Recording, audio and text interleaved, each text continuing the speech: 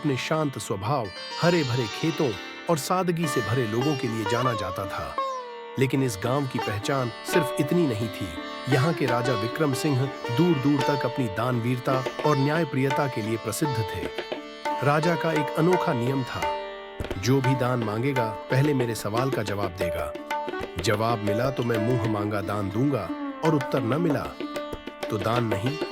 लोग कहते थे कि राजा के सवाल साधारण नहीं होते, उनमें जीवन की गहराई छुपी होती थी। एक शाम लगा तो किले के द्वार पर एक कमजोर, धूल से सना व्यक्ति दिखाई दिया।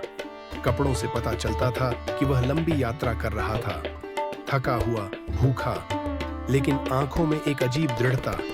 वह दरबार में पहुंचकर बोला, महाराज, मैं दूर देश का राही हूँ। लुटेरों ने मेरे पैसे लूट लिए।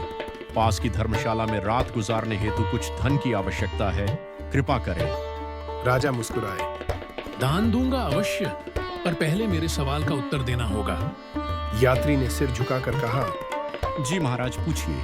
पहला सवाल, यात्री सिर्फ दो होते हैं, बताओ कौन?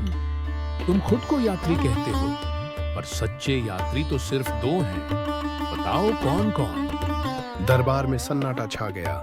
यात्री सोचता ही रह गया, चेहरा पीला पड़ गया। महाराज, क्षमा करें, आखिर वे दो यात्री कौन? मुझे उत्तर नहीं मिलता।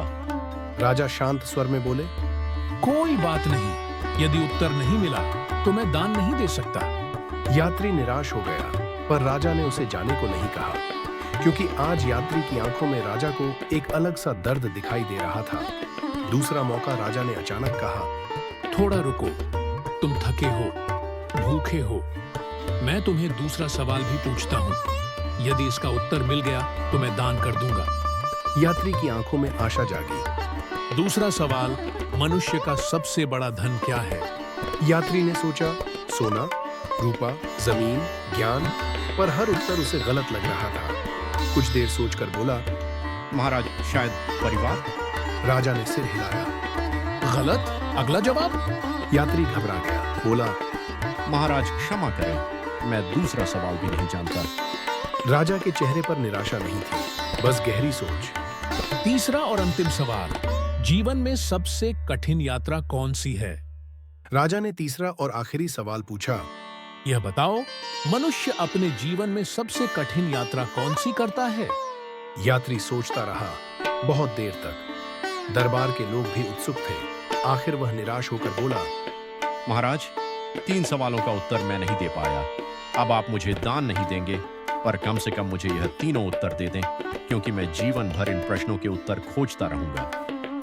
यह सुनकर राजा मुस्कुराए। राजा के 3 उत्तर राजा बोले, पहला, जन्म लेने वाला। दूसरा, मृत्यु की ओर जाने वाला।